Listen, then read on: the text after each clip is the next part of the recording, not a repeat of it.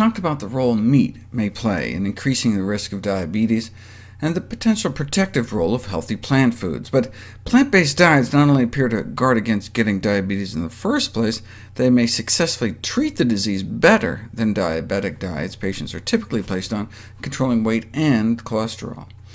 Diets based on whole plant foods can result in significant weight loss without any limits on portion size or calorie counting, because plant foods tend to be so calorically dilute.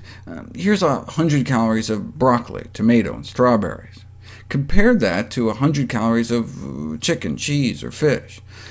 People just can't seem to eat enough to compensate for the calorie deficit, so lose weight eating whole plant foods.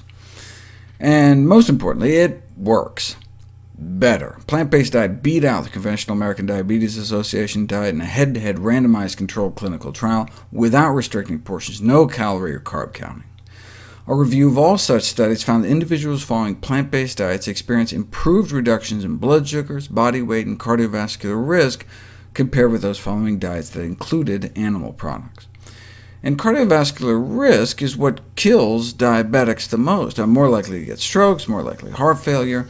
In fact, diabetes has been proposed as a coronary heart disease risk equivalent, meaning diabetic patients without a history of coronary disease have an equivalent risk to those non-diabetic individuals with confirmed heart disease.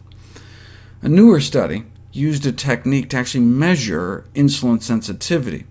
It proved on both diets in the first 3 months, but then the veg diet pulled ahead. And look at their LDL cholesterol. That's what we see when people are put on a plant-based diet. Cholesterol comes down so much, it can actually reverse the atherosclerosis progression, reverse the progression of heart disease. We know about the beneficial effect of vegetarian diets on controlling weight, blood sugars, cholesterol, insulin sensitivity, and oxidative stress compared to conventional diabetic diets. But what about quality of life, mood? How did people feel after making such a dramatic change in their diets? In this randomized controlled trial, study subjects were assigned either to a plant-based diet group or a control group. Vegetables, grains, beans, fruits, and nuts, with animal products limited to a maximum of 1 daily portion of low-fat yogurt. And the control group got the official diabetes diet. Quality of life improved on both diets in the first few months, but within 6 months, the plant-based group clearly pulled ahead.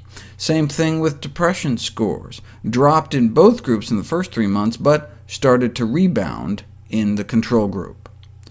Bottom line, the more plant-based diet led to a greater improvement in quality of life and mood.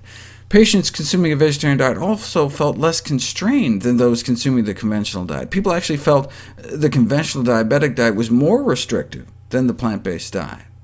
Disinhibition decreased with the vegetarian diet, meaning those eating vegetarian were less likely to binge, and the veg group folks tended to feel less hungry, all of which helps with sustainability in the long term, which is, of course, critical for changing diet. So not only do plant-based diets appear to work better, but they may be easier to stick to. And with the improvement in mood, patients may exhibit desired improvements not only in physical, but also in mental health. Dr. Michael Greger has written an amazing book, which is a New York Times bestseller, How Not to Die.